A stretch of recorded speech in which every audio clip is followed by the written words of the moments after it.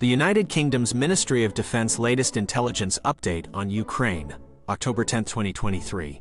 Russia's presidential election is scheduled for March 17, 2024. President Vladimir Putin will very likely run for re-election, despite not yet having publicly announced his intention to do so. Speculation suggests Putin's informal election campaign could begin as early as November 2023. Though Russian elections face substantial interference and control by the Kremlin, they remain a key tool for political legitimacy.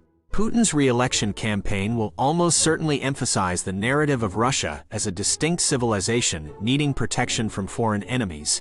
This rhetoric is frequently used to justify the state's actions and Putin's consolidation of authority. In the lead up to the election, the Kremlin will likely aim to avoid unpopular policy moves. Thus, it is highly improbable that any further mobilization waves will occur before the March 2024 presidential vote. Ukraine Armed Forces General Staff Update. Fighting continues on October 10th, the 594th day of Russia's full-scale invasion of Ukraine. There were 75 engagements between Ukrainian and Russian forces. Russia launched a missile strike using one S-300 anti-aircraft guided missile on civilian homes in Veliky Berlik, Kharkiv region. Overnight, Russia attacked southern Ukraine with 36 Shahed-136 and Shahed-131 kamikaze drones, of which 27 were shot down by Ukrainian air defenses.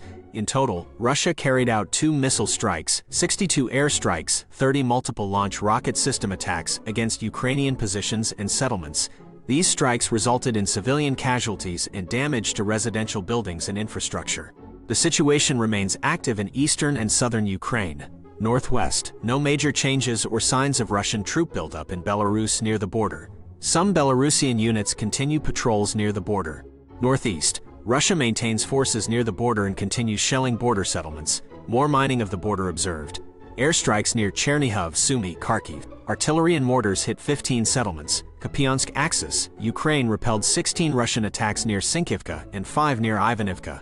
Airstrikes near Sinkivka, Kislivka, Pishchain, over 15 settlements shelled. Lyman axis, Russia heavily used air power near Kreminna and launched strikes near Luhansk and Donetsk. 5 Russian attacks repelled near Mikhailivka. Over 10 settlements hit by artillery. Bakhmut axis, Ukraine repelled attacks near Chasiv Yar, Klishchivka, Andriivka. Over 20 settlements shelled. Avdiivka axis, Russia pressed attacks near Avdiivka, Turetsky, Pervomoyska with battalions, tanks and armor, repelled by Ukraine. Airstrikes near Avdiivka. 10 settlements shelled. Marinka axis, Ukraine repelled 9 Russian attacks near Marinka. Airstrike near Novomykhailivka. 15 settlements shelled. Zaporizhia axis, Ukrainian forces repelled Russian attacks near Zaporizhia. Airstrike near Novodennilivka. Over 30 settlements shelled. Kherson axis, Russia shelled Berislav, Antonivka, Kherson city. Ukraine continues offensive operations in Kherson region and on Bakhmut axis, inflicting losses on Russian forces. On October 10th, Ukraine launched 11 airstrikes on Russian assets and shot down 1 Russian jet, 7 drones. Ukrainian missile forces hit Russian command posts, ammo depots, equipment and artillery. The Institute for the Study of War Russian Offensive Campaign Assessment.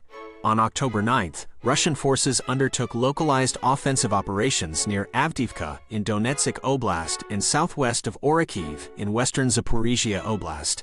These actions likely aim to fix Ukrainian forces and divert them from the Robotyne area. Northwest of Avdiivka, Russia intensified attacks near Ocheretin, Tonenki, and Berdichi. Additional offensive efforts occurred southwest of Avdiivka along the Vodyan-Opythna line. Further attacks happened southwest of Orikhiv along the Pyatakatki-Jerbyanki line.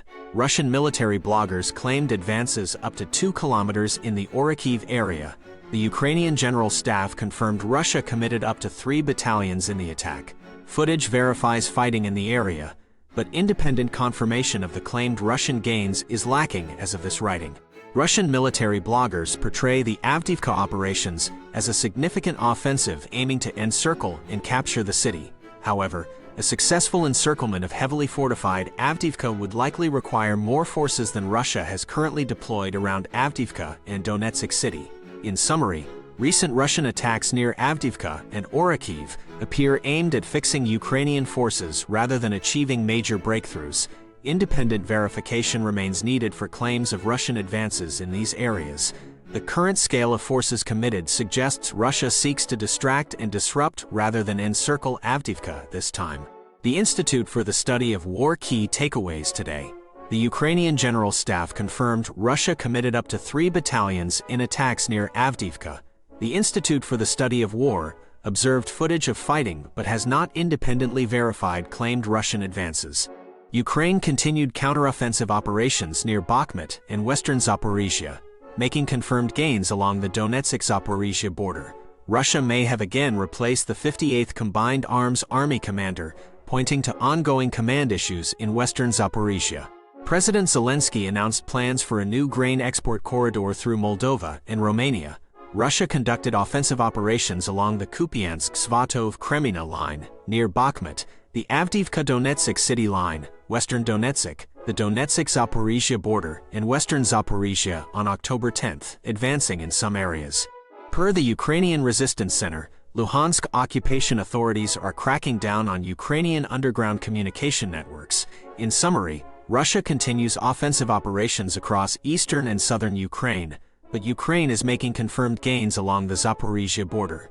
Russian command issues likely persist. Ukraine is seeking new grain export routes. Reporting from Ukraine Update. Russian assault on the Ukrainian-held town of Novomykhailivka in the Donetsk region. Novomykhailivka is in a salient, allowing Russia to attack from multiple directions. Ukraine has heavily fortified the area with underground tunnels, bunkers, and mines.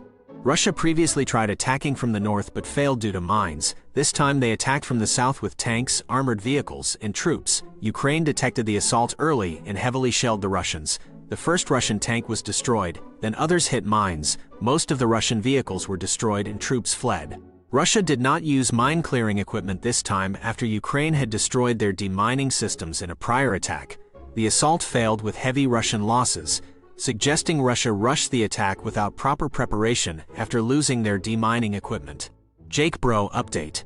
Macer Gifford provides an update on the war effort, noting intense fighting in multiple areas including Zaporizhia, Kherson, and near Kreminna in the north. He says Russian forces are aggressively pushing near Kreminna to distract and flank the Ukrainian counteroffensive in the south. Progress has been slow in the south due to extensive minefields, drones, and defenses, but Macer expects a breakthrough soon that will allow Ukraine to exploit and make rapid gains.